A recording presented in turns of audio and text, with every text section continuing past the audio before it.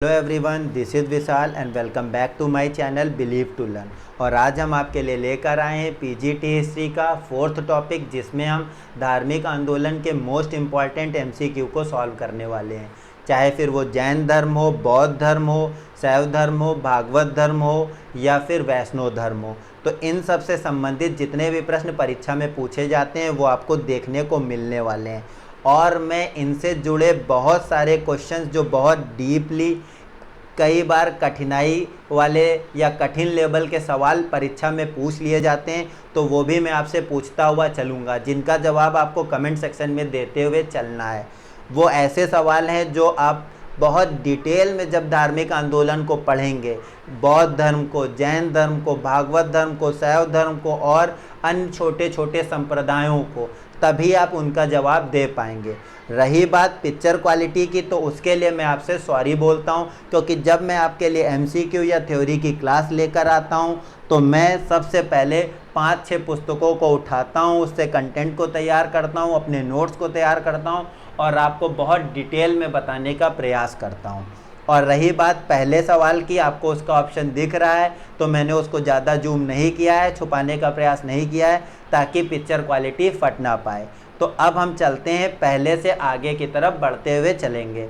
तो सबसे पहले सवाल की हम बात कर लेते हैं कि किस शासक ने बौद्धों के लिए विख्यात विक्रमशिला विश्वविद्यालय की स्थापना की। जैसा कि आपको ऑप्शन दिख गया है कि इसका ऑप्शन सही क्या होगा, धर्मपाल।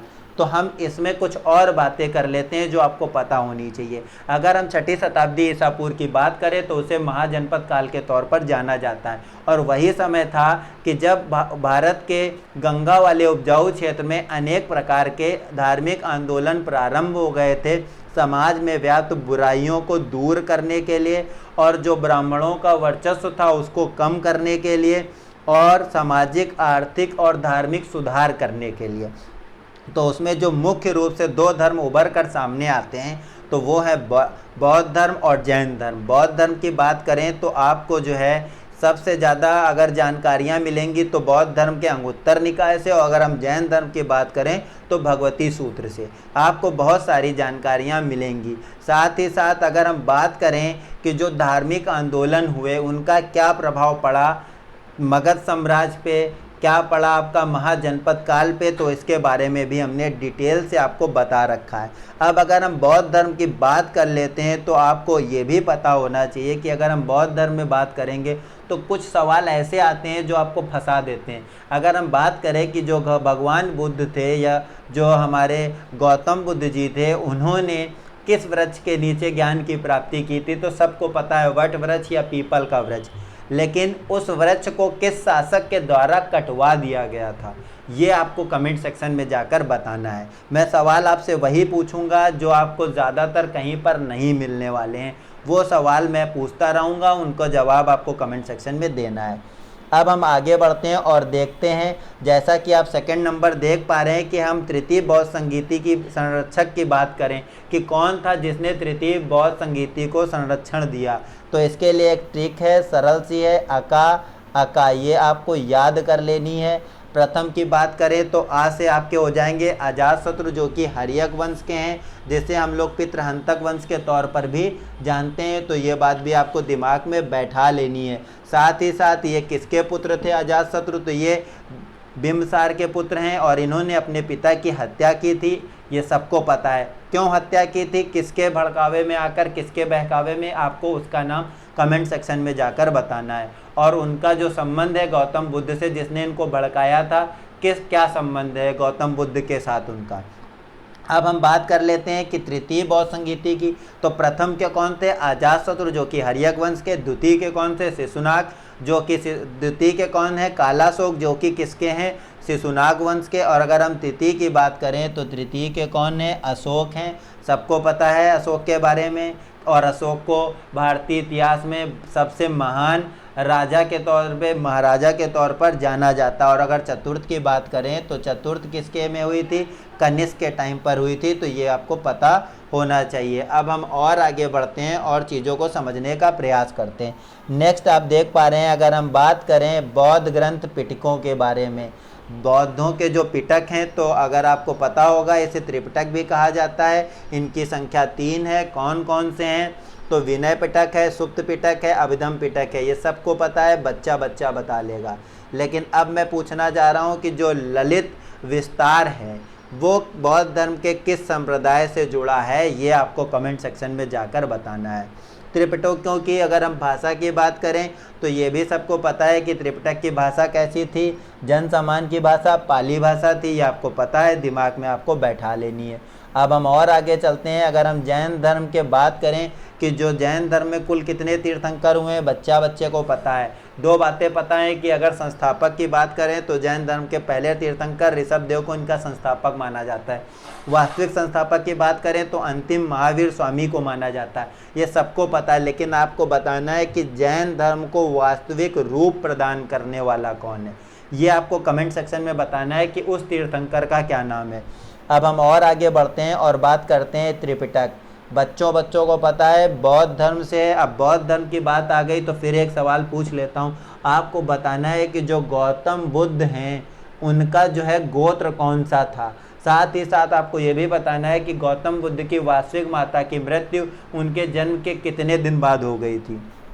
अब हम और आगे बढ़ते हैं और हम बात करते हैं, सरल सा सवाल आपके सामने है कि बुद्ध जी को जो है महापरिनिर्वाण या उनकी मृत्यु कहाँ हुई। तो सभी को पता है कुशीनगर में हुई, बच्चे को पता है। लेकिन अगर आपसे पूछा जाए कि गौतम बुद्ध ने कुल कितने वर्ष तक जीवन यापन किया, ये आपको बताना है। और आपको ये बताना है कि गौतम बुद्ध की मृत्यु जो है वो किस बीमारी के चलते हुई। अब हम और आगे बढ़ते हैं और देखते हैं थर्ड। आपके सामने क्वेश्चन दे रखा है। अगर हम क्वेश्चन 83 की बात करें कि कनिष्क के शासनकाल में, कनिष्क का पता है चौथी बौद्ध संगीति की बात हो रही है। कनिष्क का नाम लेते ही आपको दिमाग में याद होना चाहिए कुंडलवन कश्मीर की बात हो रही है। आपको कमेंट में जाकर बताना है कि चौथी बौद्ध संगीति के अध्यक्ष कौन थे और उन्होंने अगर कोई रचना की है तो कौन सी रचना की है। अब हम और आगे बढ़ते हैं और अगर हम बात करें, जैसा कि आप देख पा रहे हैं कि तृतीय बौद्ध संगीति का आयोजन, तो तृतीय बौद्ध संगीति के संरक्षक अशोक थे। आयोजन कहाँ हुआ था मैं आपको पहले ही बता चुका हूँ। तृतीय बौद्ध संगीति का आयोजन कहाँ हुआ है? पाटलिपुत्र में हुआ है। पाटलिपुत्र नगर की स्थापना किसके द्वारा की गई? कमेंट सेक्शन में जाकर बताएं।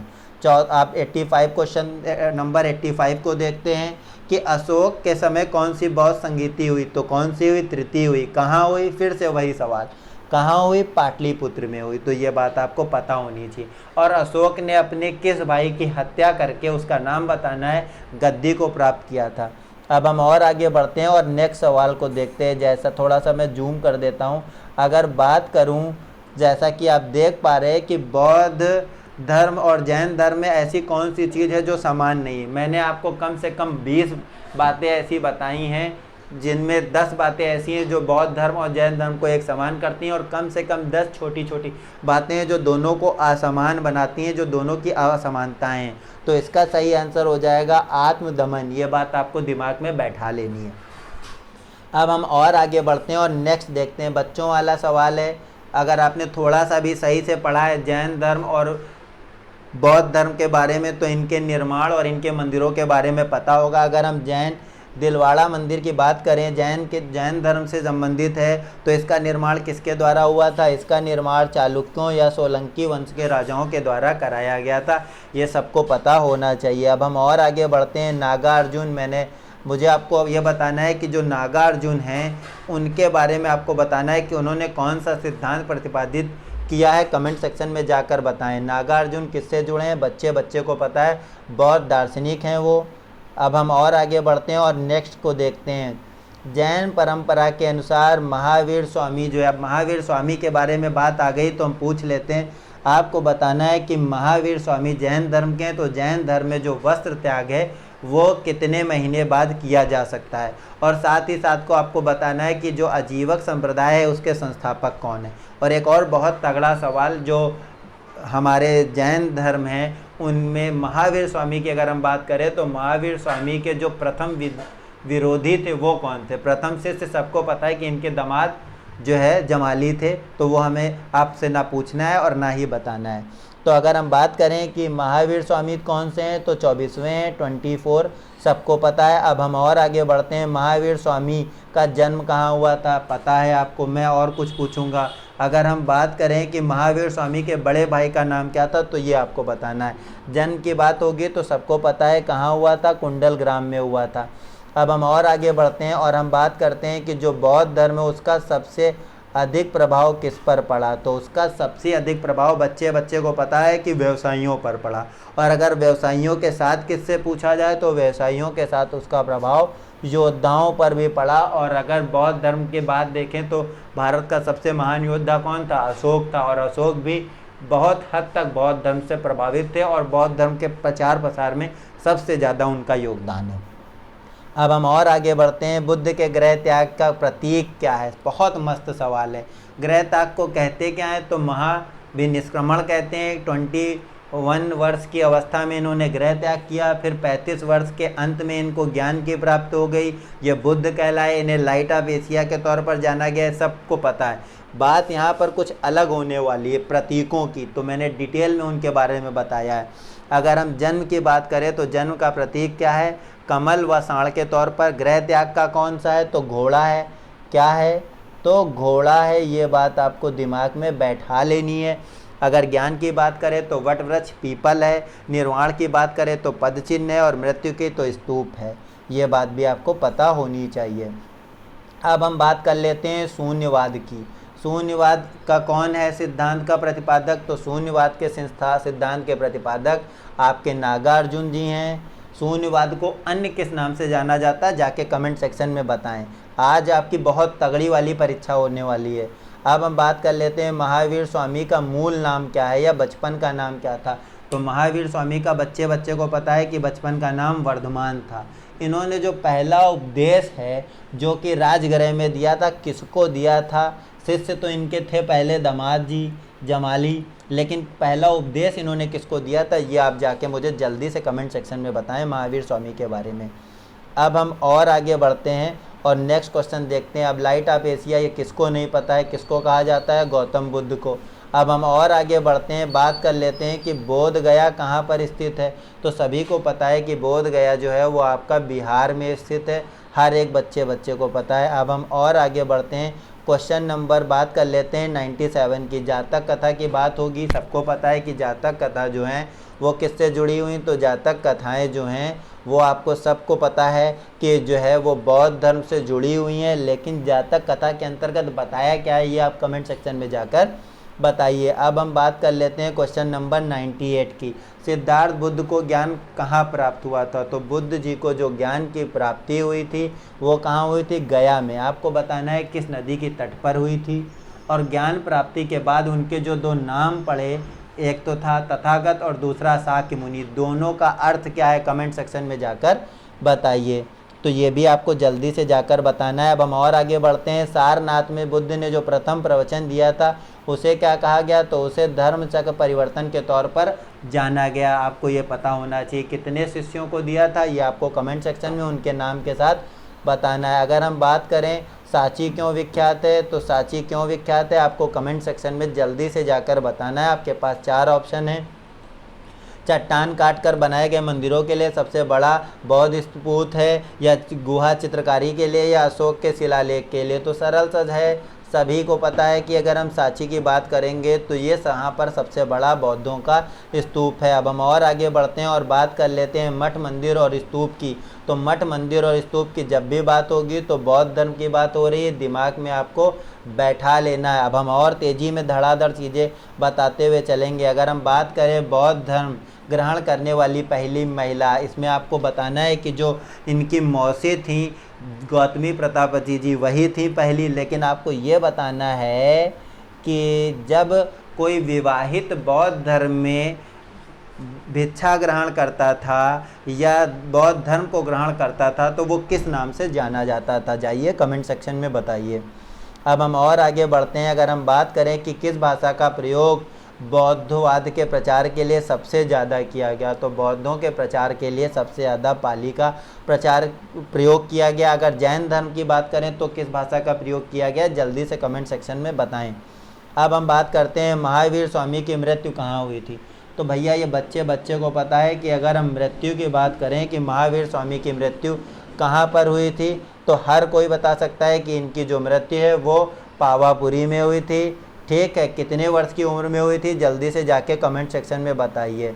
श्यामवाद के सिद्धांत की अगर हम बात करते हैं तो आपको बताना है कि जो श्यामवाद का सिद्धांत है, जिसे स्यादवाद कहा जाता है, तो स्यादवाद का जो सिद्धांत है वो किस धर्म से जुड़ा है, तो स्यादवाद का जो सिद्धांत है वो जैन धर्म से जुड़ा है। उसके अलावा और आपको बताने हैं कि कौन से ऐसे सिद्धांत हैं जो जैन धर्म से जुड़े हुए हैं, वो भी आपको डिटेल के साथ बताना है, क्योंकि मैंने चीज़ें बता रखी हैं, जैसे अणु व्रत का सिद्धांत, अनेकवाद का सिद्धांत, ये सारी चीज़ें मैंने आपको बताई हैं, तो आप बताएं, केवल सोते ना रहें।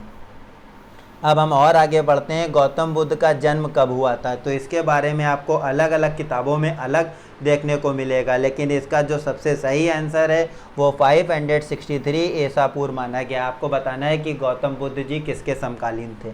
अब हम और आगे बढ़ते हैं और बात करते हैं बुद्ध शिक्षा का केंद्र क्या है। यार बच्चे बच्चे को पता है कि बुद्ध शिक्षा का केंद्र क्या था, विक्रमशिला था। इसकी स्थापना किसके द्वारा कराई गई थी या निर्माण किसके द्वारा किया गया था, जल्दी से कमेंट सेक्शन में बताएं। भारत में सबसे बड़ा बौद्ध स्तूप, अभी पढ़ के आए हैं, बता के आए, फिर वही पूछ लिया गया, सांची का स्तूप।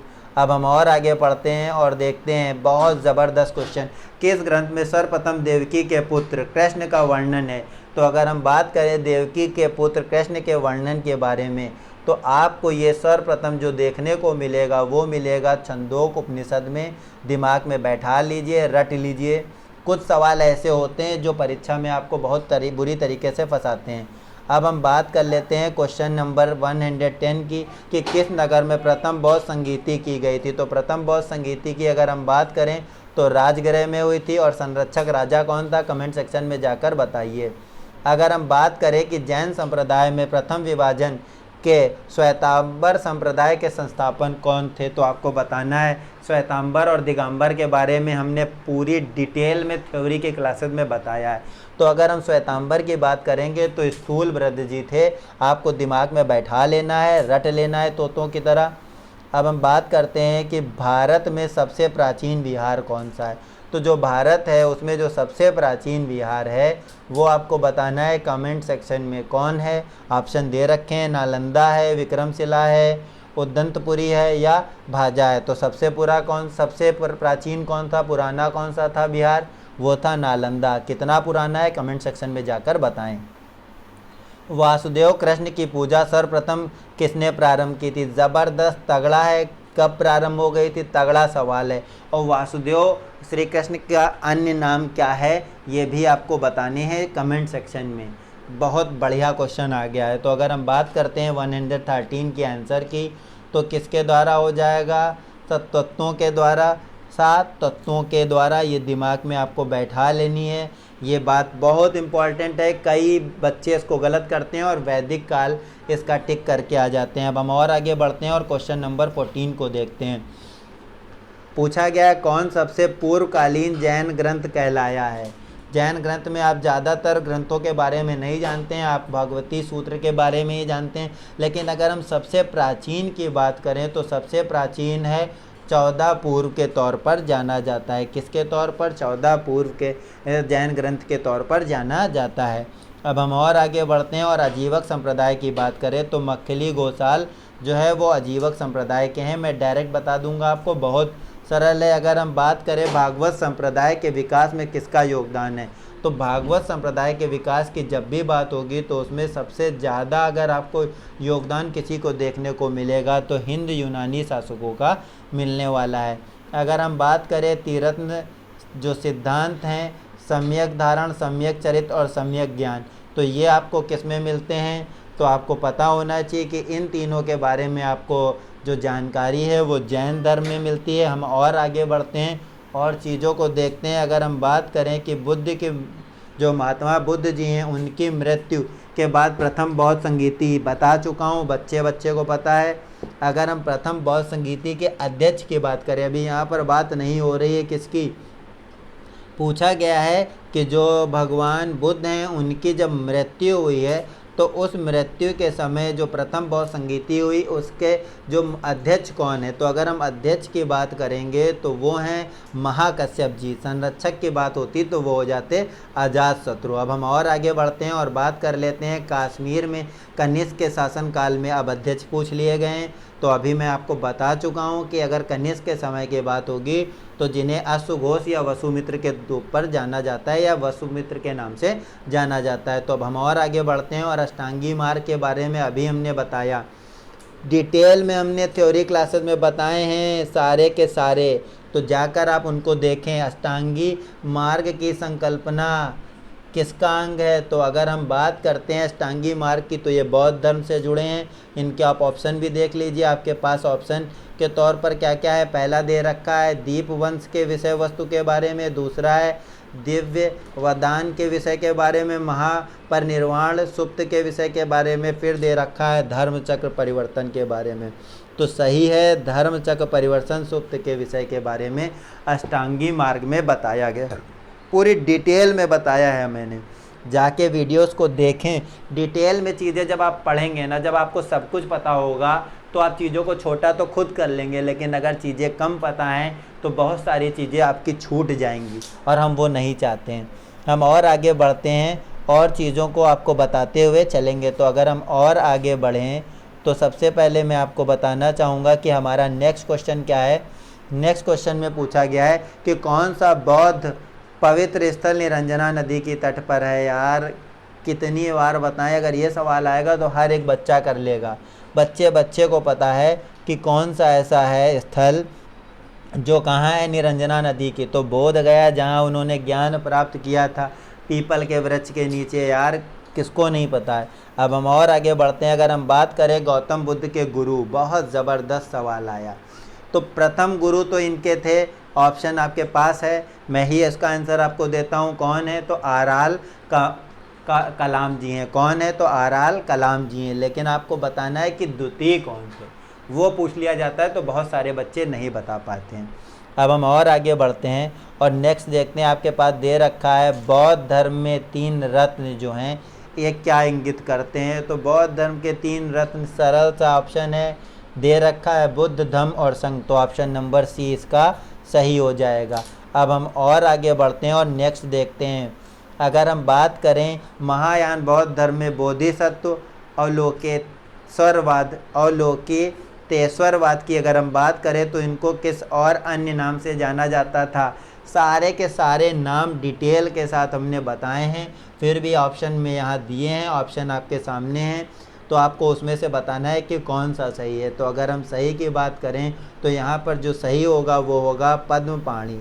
कौन सा होगा, तो पद्मपाणि होगा। ये बात आपको दिमाग में बैठा लेनी है। अब हम बात करते हैं 125 की। जैसा कि आप देख पा रहे हैं अध्यात्म बौद्ध सिद्धांत जो कि बुद्ध के विभिन्न जन्मों के बारे में बताता है। यार बच्चे को पता है कि बुद्ध के अगर जन्म कथाओं की बात होगी तो उनको जातक कथा कहा जाता है, चाहे फिर वो अंगुलीमाल डाकू से संबंधित कहानी ही क्यों ना हो। और हाँ, अब आपको बताना है कि गौतम बुद्ध के घोड़े का क्या नाम था और जो इनका सारथी है उसका क्या नाम था। अब अगर हम बात करें कि बुद्ध ने अपने जीवन के अंतिम वर्षा ऋतु कहाँ बिताई, आपको बताना है। तो अगर हम अंतिम वर्षा ऋतु की बात करते हैं तो कुशीनगर में बिताई।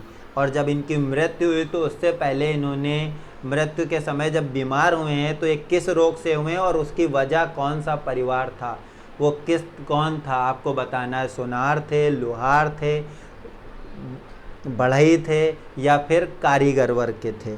तो हम और आगे बढ़ते हैं और देखते हैं नेक्स्ट क्वेश्चन। अगर हम बात करें कि अशोकाराम विहार निम्नलिखित में से किस स्थल पर है, तो अशोकाराम विहार की अगर बात होगी तो इसका सही आंसर है पाटलिपुत्र।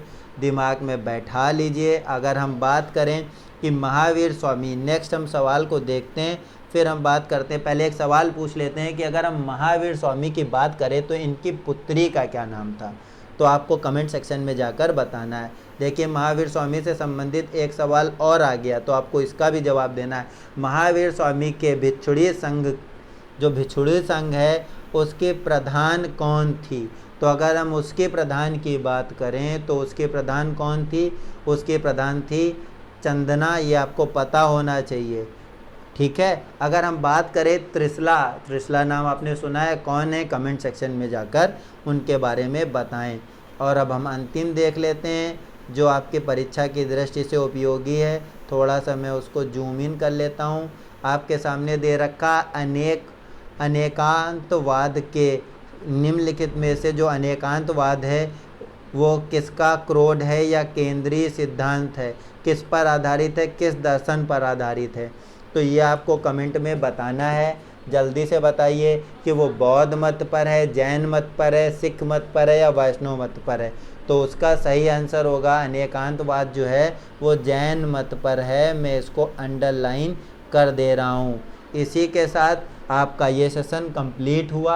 आपसे जो मैंने सवाल पूछे हैं उनको आप जवाब दीजिए, और इसी तरह मैं और अंदर से खोद के आपके लिए कठिन से कठिन सवालों को लेकर आता रहूं और आपको बेहतर तैयारी कराता रहूँगा। साथ ही साथ अगर आप अच्छे कामों के लिए हमारी संस्था के साथ, चैरिटेबल ट्रस्ट के साथ जुड़ना चाहते हैं तो आप जुड़ सकते हैं, जिसमें आपको किसी भी प्रकार का कोई भी धन से संबंधित कोई भी आपको पैसा दान नहीं करना है। केवल आपको ये करना है कि आपके आसपास समाज में जो छोटे बच्चे हैं, जो शिक्षा से वंचित हैं, आपको उनकी सहायता करनी है, उनके लिए थोड़ा सा टाइम निकाल कर उनको शिक्षित करना है, और जो वृद्ध हैं उनकी थोड़ी सी सेवा करनी है। अगर आप अच्छे कार्य करेंगे तो आपको जीवन में जल्दी सफलता मिलेगी, और आप सब सफल हो, इसी कामना के साथ मैं अपने वीडियो को समाप्त करता हूं। अगर वीडियो अच्छा लगा हो तो प्लीज़ इसे लाइक करें और ज़्यादा से ज़्यादा शेयर करें। धन्यवाद।